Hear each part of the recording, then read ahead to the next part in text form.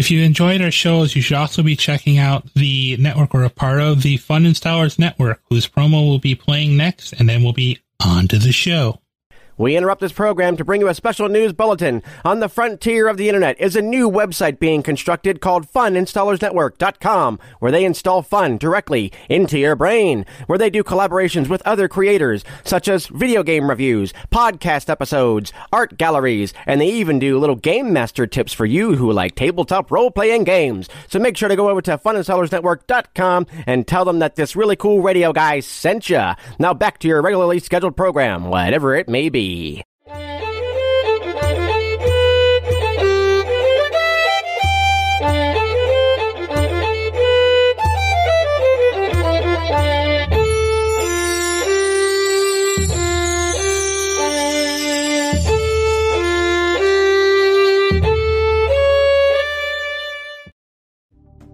Greetings, listeners. I know this isn't the usual voice you expect to hear when you're starting a recording, but you got me instead. I am, of course, longtime co-producer, co-creator, and player with Gestalheim Productions, Eric Stigerstrom, and I am here today with several people to play a one-shot of a new system called Skies Above. We are lucky to have the creator of the system running us through this first game, so things should go pretty good. This is, of course, going to be on our Stories and Steins sub-play channel, so sit back and enjoy the next 2 hours of our shenanigans in a new system. First off, let us introduce our characters. You know me. Let me introduce my co-conspirator, my co-creator, and co-producer. Hey everyone, it's John. And then we have our two regulars. Let's go with the one who wants to vibrate out of existence because they're a carbuncle who's had too many energy drinks. I don't drink any drinks anymore. They make my head feel too funny. Hi everybody, it's Cress. Pronouns he, him. You can find me on Pillowfort with just the word Cress, and there you can find your way to my other socials. You can also check out this podcast is we'll go with Cousin, my own personal podcast of many stories, many games. There's always another story we told, another game we played. And I will be playing Orpheus, our bard. Ooh, you're playing a bard. That's funny because you usually you usually deny me and Sean playing bards. No, you two can play bard. There was Brian that was banned from playing bards, but anyways. Fair. Oh yeah. Well, that just leaves, last but not least, our incredible dice roller. Introduce yourself while I switch my earbuds to my headphones because they want to be charged. Hello, I am Alexiel. I am a regular at this point. And the snow that escaped the containment, if I remember correctly. Yes, I am a small snom. I have escaped. Kirby hasn't caught him yet, sadly. We just need to get a nest ball. Okay, now with that small bit of tech gremlin over, let us turn this over to the last member of our little digital roundtable here, LostHaven, the creator of Skies Above. And recording is yours, my friend.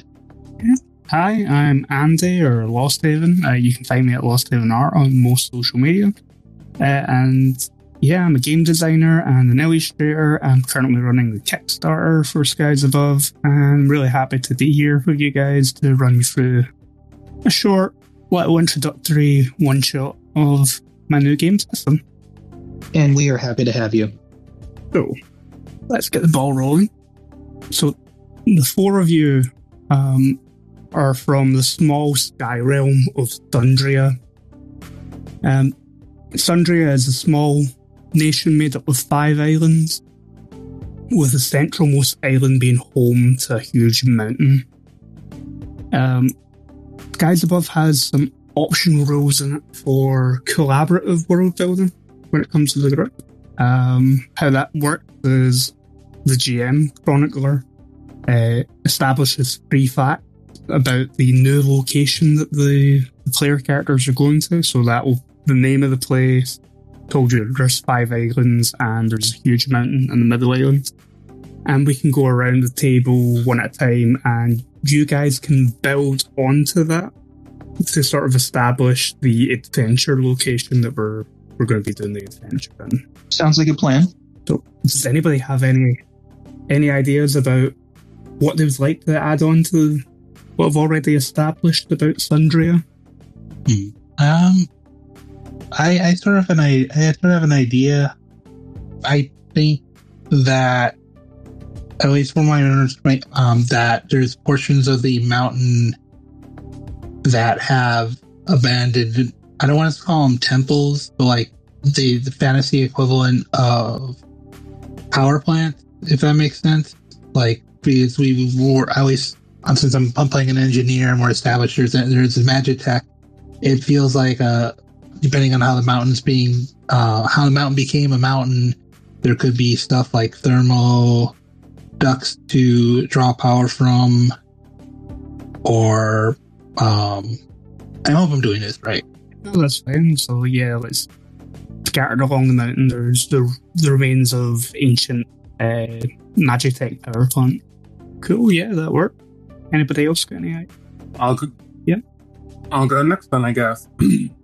I am going to be adding a trend of colorful windows, not just like stained glass windows, but like a window will be bright red and clear or bright blue. So I'm going to add colorful windows to the architecture of this world. I'm going to assume that since it's a colorful window of a singular color, that each color would signify something different. No, just colorful windows. Okay. You want to go next, Alexiel? I don't really know if I have anything to add. No, it's just, you know, world-building ideas like, you know, we have a ancient Magitech geothermal, you know, ruins and colorful windows. These are sky islands, correct? Yeah. Okay. So let's build on that. I'm going to kind of lean in on kind of what Crest started with the adding to the culture. I'm going to think that because we're on sky islands, the wind and the direction of the wind is kind of important to us. So I imagine that a lot of our tech is run by windmills that provide, you know, whatever energy we can glean nowadays that isn't, you know, the ancient Magitech. Also, windmills have been historically used for, like, grain and everything, you know, grinding grain and other things for ages. But culturally, I think since wind and direction is going to be a big thing, that things like windmills, not windmills, weather vanes and, weather vanes are like really big pieces of culturally important art as much as they are a functional piece. So you're going to see more than just a typical cutout of a bird or something. You're going to get like moving parts where like the legs the legs of whatever animals up there are the ones turning, as well as, you know, like windmill fans, as well as the directions turning. There's decorated streamers that have cultural significance to like the shape and the color and things like that. I don't want to get bogged down with, you know, creating, since we have a limited time here, but it's just something to think about. We can toss in later. Also, one last little bit is, I think, depending on where the wind is coming from, you know, the wind is blowing from this area, it's an ill omen for this, that, or the other. That sort of cultural superstition, I think, would be an interesting add. Wind direction has elements of like being ill omens or good omens, depending on the direction that they're flowing in. Mm-hmm. Yeah, and there could even be like some fun like superstition rhymes, depending on which way the wind is blowing from or to or something. But again, you know, this is all off the cuff, so I don't exactly have examples, and we don't have a lot of time to hash that out. Yeah, no, that's fair. Okay. Yeah, is there anything else anybody wants to add, or will be okay to jump in? I'm good. Yeah, I'm good just to jump in. I'm good to go. Okay. So, the four of you are native to the realm of Sundria. You might not all be from the same island, but you've all been called to the central island, the mountainous island, on this particular day. Being a short journey, yeah, you probably made the trip on crestbills, which are big flying birds that usually get used as mount in the skies. And some of you who are a little bit more technologically inclined may have booked passage on a sky ferry across the central island. But the central island is not only the home to the largest mountain found in the 5 islands that make Sundria, it's also the home of the largest settlement. One that's big enough to have a few docks for airships, as well as plenty of stabling for crestbills. And the settlement itself is built up into the incline of the mountain. As you all come to the main town square, you can see that all of the larger, more important buildings within Sundry are all decorated with ornate, maybe clockwork wind vanes that catch the direction of the wind. A lot of the smaller buildings are decorated with strips of fabric of different colours that flutter about in the breeze. And the light, as it catches this side of the island, glistens off the various brightly coloured windows of the town here. Even from the town square, if you look up to the mountain, you can see the jagged ruins of what used to be ancient buildings from the old empire before the world broke. Some of you have been told that these were a source of power. How you interpret that is up to you. But you know that the elders here in the capital of Sundria tend to only summon individuals when there are problems up in the mountain. Which makes me wonder why the elders have summoned me, actually. Also makes me question how they summoned me, because I'm unaffiliated. Well, it's less that and more. I'm, with the backstory we talked about in session 0, I'm just a farm boy, basically. So it's like, I'm curious as to where this is going to go. Yeah, and one of the things I established is I'm going with the flow. I'm wandering places. Probably something we should have thought of before we started recording, but oh well. We're doing it live. The reasons that you've been summoned we'll get to. Okay. Yeah. Welcome to the process. Yeah. Well, in that case, I imagine I would step off of the gigantic bird that I had flown over on and be very happy that I am on solid ground again and make my way towards where the elders have summoned me.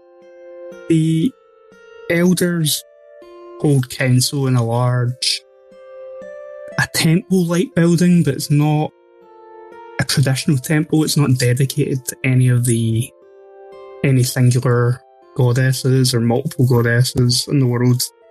But it has that sort of air to it. It's a tall, imposing, ornate building. The building itself probably predate the breaking, and it's been repurposed as a gathering hall for the elders of Sundria. Well, I'm going to be suitably impressed because this probably doesn't have. There probably isn't something this ornate on my little home island. Again, backwoods country boy here. So as I'm approaching this building, I'm just going to look up and just kind of give a low whistle of awe and appreciation, and just kind of, honestly, probably just awkwardly make my way up the steps to the entrance, kind of like... I may halt you in your steps for a quick second, Eric. Sure. 1, please describe your character so we know what they look like. Good point. Well, that said, I am playing Orion Paxton.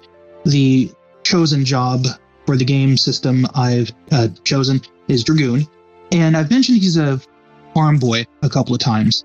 That is because I went with the kind of tropey, farm boy in the middle of nowhere thing, which then leads into his physical description. He is, I want to say 6'2". He is built because he does work on a farm, so there's a lot of heavy lifting and everything. He's not muscle-bound. He's sort of got a more leaner kind of runner's build, I guess you could say. And I'm trying to remember the hair and eye color I gave him. But luckily, I made a hero forge as I was plotting out the character. So, that's right. He is a Daona. So he's got pointy ears. He is kind of tanned skin. He's got bright electric blue eyes and white hair pulled back into a loose ponytail. He isn't exactly looking like a warrior. He's got a simple vest on with some armored shoulders. He's got just a long-sleeved tunic on, pair of black pants, some dyed blue leather boots with kneecap armor, and some gloves. The most notable thing he has is a necklace that is a fairly bright blue gem in a kind of burnt orange casing, or setting, rather. And that is Orion Paxton. Lost permission to derail you slightly? Mm-hmm. Yeah. As Orion approaches the building, he would hear the strumming of a lyre and someone hymning a hymn, because I would like my character to already be outside the building and waiting for the other three. That's fine. Permission to proceed? Yeah. Orion, you see a Pagona, a lizard person. He is dressed head to toe in robes and is swaddled, including most of his tail. You can see his face, and that's about it. He has brown scales, silvery blue eyes, and upon his forehead rests a diadem made of brass, with the centerpiece not having any precious stones or something, but it is shaped into a weird shape that you don't really know what it is, but it's there and right in the center of his forehead. Perfectly manicured claws are strumming the strings of his lyre, because otherwise he might accidentally cut a string without meaning to. And yeah, he's just sitting outside the building on the steps, playing a song and humming. Okay, well, Orion would make his quick ascent up the stairs, hear the hymn, and kind of nod to the lizard person playing. Pardon my asking, but what's the name of that hymn that you're delighting listeners with? Gaia's greeting. Salutations, I'm Orpheus. Orion. I believe we're waiting on 2 others. I guess. I don't know. I was just summoned to stand before the elders. Beyond that, I have no idea. I nod and I just go back, plucking away at my lyre. Permission to interrupt my character introduction. Go ahead. Okay. I think you both kind of hear like a vroom as a large Kyros comes driving up on what appears to was just basically, I think we've established a fantasy equivalent of a motorcycle, as Arizona Gulls kind of just pulls up. They are a Kyros, which is a bird folk. They are quite tall as they kind of step off of their bike. I picture that their feathers are actually grease stained near the top of their head, giving him the appearance of black, almost like it's kind of like the feathers give him the appearance of black hair, and he has a black fedora, with a black vest done up on the buttons down to black pants, and he kind of looks to the two of you and kind of goes, hey, and he kind of takes off his fedora and goes, hey, supposed to meet some people here. Well, that seems to be 3 of the 4. And Orion nods to... Permission to interrupt. Yep, go ahead. In a nearby tree, everyone kind of hears like some rustling from it. Before my character, a Nekohito, kind of like just jumps down from the upper like rungs of the tree. Ugh. Why do you all gotta be so loud? Oh, hello. He's dressed in like black and red, like monk robes, where like, you know, only like one, like half of his like upper body's exposed. So like the left shoulder and arm. Got that Shaolin monk feel to it. Yeah, that like Shaolin monk feel, with a white and yellow bandana tied around like this messy black and brownish hair with white tips to it. Mm-hmm. He's wearing like a large set of what looks to be prayer beads, but they do glint in the light in a non like wooden, or they glint in like a metallic way. What was all that noise? Sorry for bothering you. I was just wondering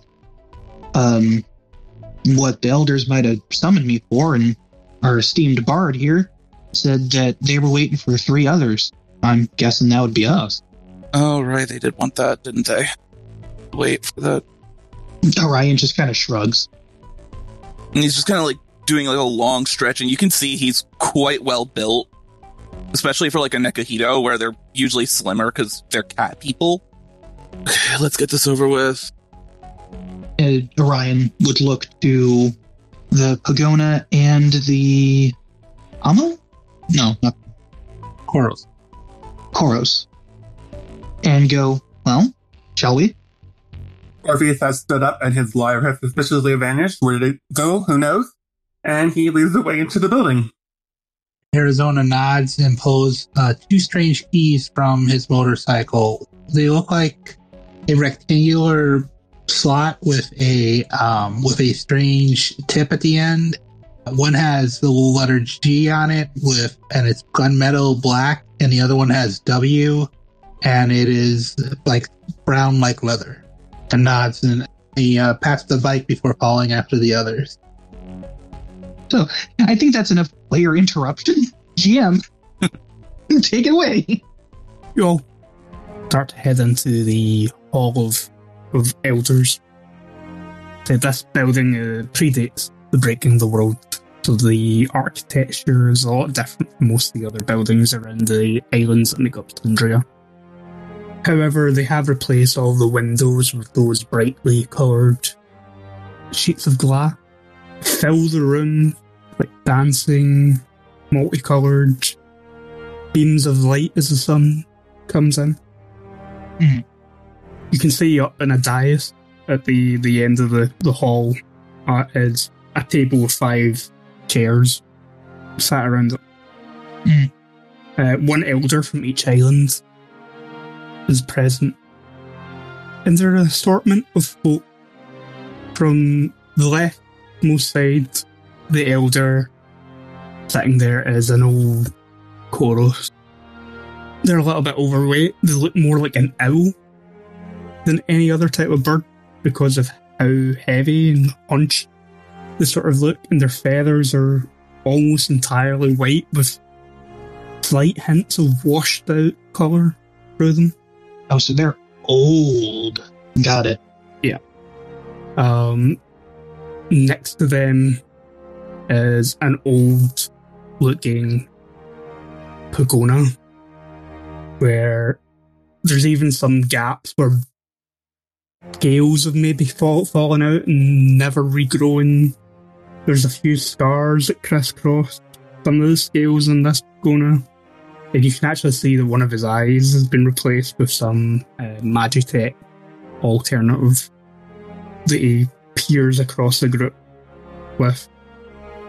In the middle sits a pommel, which are small cat-like creatures.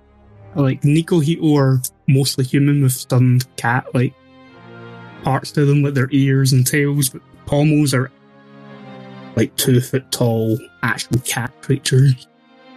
They have a small set of feathery wings on their back, and this pommel in particular has 4 tails that sort of stick out behind it, with multicoloured pom-poms on the end of them. Next to him is a Diona woman with grey hair that's tied up in a high bun. And a dark leathery coloured skin that's clearly seen a lot of time out in the sun. Wearing a simple grey robe that covers most of her. You can see their twisted, knotted staff leaning against the chair she sat upon. And then the final seat is a Inuhito, which are dog people. The 5th elder looks to be the youngest of the 5 that are sitting here. He's still quite tall, quite muscular. He's wearing some segments of armour. You can see that there's a sword scabbard sort of draped across the back of the chair with a huge greatsword tucked into it. But all 5 of them just sit and watch and take the 4 of you in as you enter the hall until you're close enough where they don't really have to raise their voice to be heard. The pommel in the middle is the first to speak. The summons was magical in nature. We did it through the song, not knowing who it would go to. A strange assortment that the goddess brought to us. Pom-pom? If that doesn't give away the inspiration, listeners, where have you been the last 25 years? The Inuhito sort of glances towards the pommel and then back to the 4 of you. Are you sure that was the best method of summoning help to the council? Like, only one of these looks like they could handle themselves if anything got too dangerous. You see him settle his eyes on the wandering monk for a moment, and then let out a low growl. The eyes have locked at that point. The eyes have locked. You got that like cat versus dog stare off at the moment. Ooh. The gambits of Gaia are often misunderstood until they've come to pass. Orion just kind of shrugs. No disrespect intended, honored elders, but if the goddess chose us, then who are you to question the goddess? The old Koros sort of nods slowly. His eyes are sort of half open. The boy speaks some wisdom. Yes, the goddesses have chosen. We asked them to call, and this is what arrived. Sorry to interrupt, but is anyone else getting Owl from Winnie the Pooh vibes? Meh.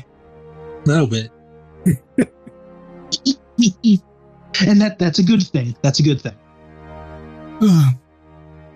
If you would be so kind, may we have your name? Well, since I spoke up first, I guess I should be the one continuing, but, honored elders, I am Orion Paxton, the simple farm boy from, and he names the island he's from. The name escapes me at the time, and I don't want to waste more time. But as I have been summoned, so I stand before you.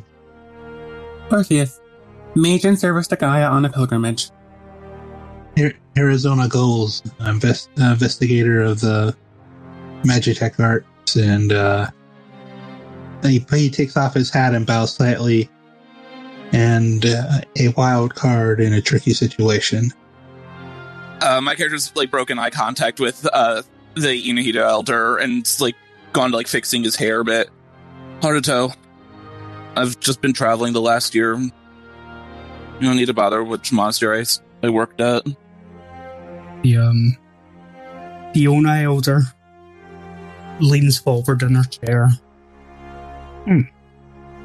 By the look of you, it seems that the goddesses have at least presented an assortment of skill for the task. And with all due respect, what may that task be?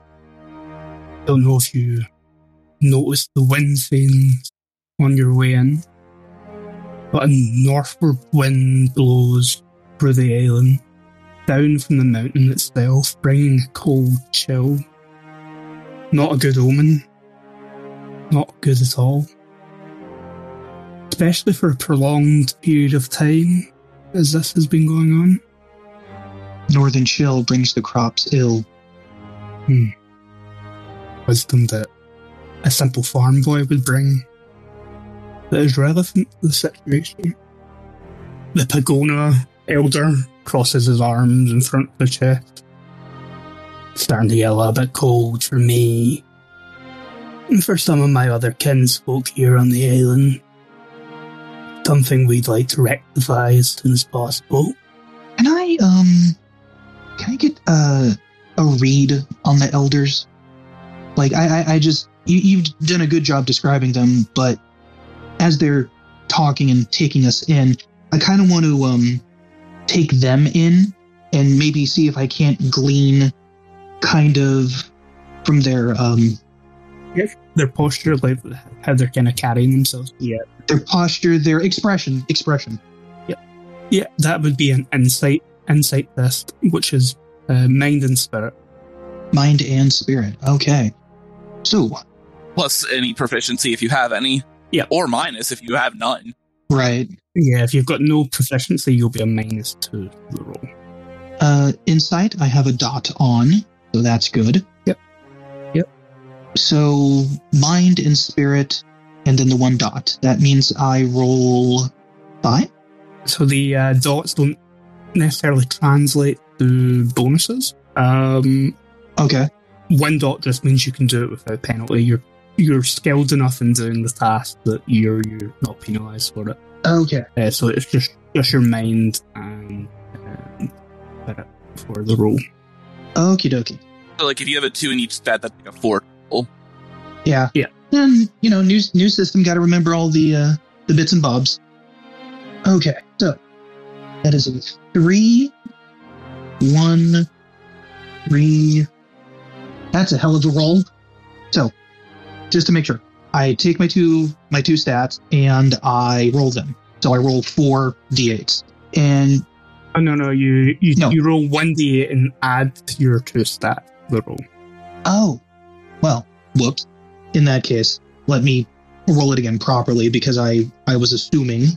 Okay, so that is a 6 total. I rolled 2 on the die, and then I have 2 mind, 2 spirit. You find it hard to get a read on the elders. They're used to concealing their true motivations, not just from other people that they're speaking to who've maybe been summoned to the council, but from each other. You can at least get a sense that they're not entirely open with one another, never mind who they summon to the hall. Fun times. Okay. So, while Orion's doing this, he's going to remain quiet and let the elders continue speaking and the others speak up if they so choose. As Orion has pointed out the chill from the north coming off the mountain is no good for the growing of crop. Nor is it good for certain members of the community who prefer a more timid climate. We worry that the guardian spirit of the mountain has been hurt or angered or somehow insulted. The five of us are not quite in the best of shape to make such a journey to the top of the mountain. You see the, Hito elder sort of growl and mumble to himself. Speak for yourself. I could do that. As a council, we decided to beseech the goddesses to send us individuals who could not only make the journey, but who would be more than capable of standing as the council's representative when speaking to the mountain spirit. Yeah, I don't think Orion has the wherewithal to keep the surprise off of his face. Because he's just, again, a simple farm boy. And he's like, you can see the thought flash before his eyes. He doesn't say anything, but the thought is simple. It's like, you want us to do what? The pommel in the middle of the group of elders hovers a little bit off the chair. We want the four of you, Pom-Pom, to be our representatives, Pom, to the mountain spirit. Pom-Pom. Pom-Pom-Pom. I think Arizona speaks up and says, well, I think this is, I'm not going to question it, but I do think we've got a good assortment of different views here. I think he looked over at Orion and kind of puts the hand on his shoulder. I'm not going to question either, because we got a group here that I think can take care of this, and we're on the case. If everyone else is up to it. And then he looks at everyone else. You kind of see Haruto has been sitting kind of crisscross applesauce on the chair. Not sitting normally, obviously. Right, because cat. Yeah, his eyes are closed. Very well. Orion kind of bows to the elders and says, as the goddess, and you will, honored elders. And then he just kind of turns to the cat monk and just casually and cautiously reaches out to kind of poke at. Doing little snot bubble at this point. To be fair, you did interrupt him while he was sleeping. I dare say that, being a cat, that anyway. He just kind of cocks his head and kind of looks at our bard friend and our adventurer friend and just kind of looks back to the cat monk and just like, okay. You get the he doesn't say it again, but you get the underlying message from his tone of, we're doomed.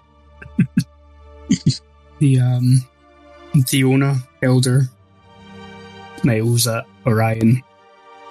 I'm sure maybe that one's sleeping skills will come in useful at some point up the mountain. Why else would the goddesses have sent them here? Surely, I have no idea why, but as you say, honored elder. Is there any questions that you have for... Actually, Orion does ask, will we be walking up the mountain, or will there be a faster way of transporting us to get this done more quickly? Seeing as though this is sort of important. And he's thinking a wagon or something to speed us along up the mountain. Yeah, the Koros elder sort of turns his head towards you. Oh, yes. We've arranged crest bills to take you up to the ruin. And unfortunately, due to the cold, bitter winds, they can't go much further than that. Any bit to speed us along on the journey so we can take care of the community is appreciative, honored elder. Thank you. And Orion bows again. The crest bill should be waiting at the foot of the hall once the meeting is adjourned. Then let us not waste time. When the words meeting adjourned come out together as the singular phrase of the sentence, that small snot bubble just kind of pops. Oh wait, are we all good to go? Welcome back to the Land of the Awakening. And Orion wraps his arm around the cat's waist, heaves him over the shoulder, turns and starts to walk out. Wait, can you even do that? Because this isn't he's not a small cat. He's heavy. I dare say yes because it's funny. He's a chunky boy. No, he's not chunky like that. He's yeah. The Inahito's built. Orion's built. Yeah. Haruto's also built. Strength of 3, if that means anything. Same strength.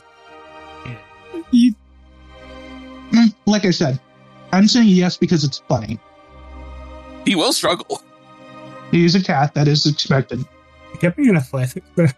Shouldn't have fallen asleep then. In athletics? Okay. Yep. Strength and vitality. Ooh, I have three dots in athletics. So you'll have a +2 to that roll then. +2. All right. So I thought it said 2 dots is +1. It says rank 3 is a +3.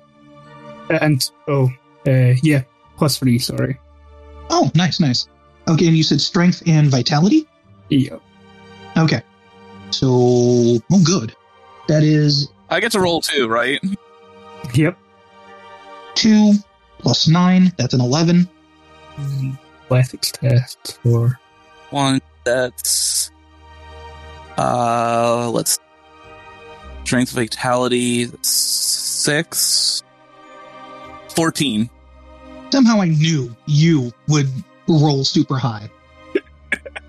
I got a 7 on the dice. So yeah, you go... I was expecting to hear you rolled a 20 or something on the dice.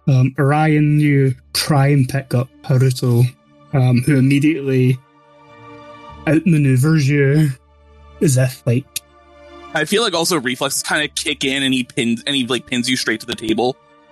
Yeah, don't try that again. Don't fall asleep in front of the elders.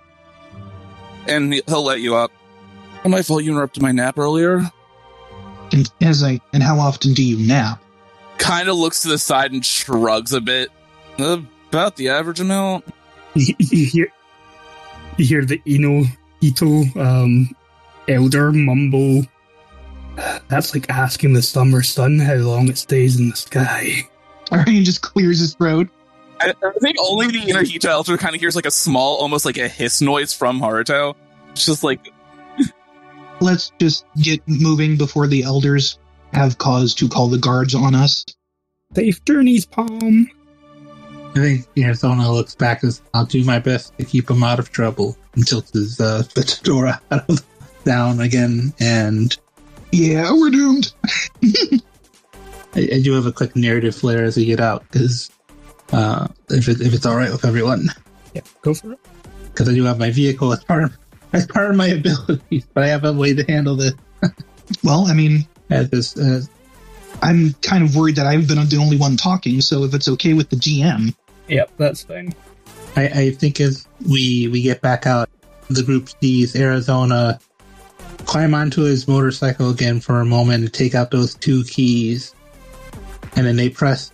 There's I feel like there's a spot on each of them that is a little button. And he presses on it and it goes, gun, whip. And then he sticks them into the motorcycle, turns them the opposite way he used to turn it off, and you just see the motorcycle kind of fold into a mech suit around him.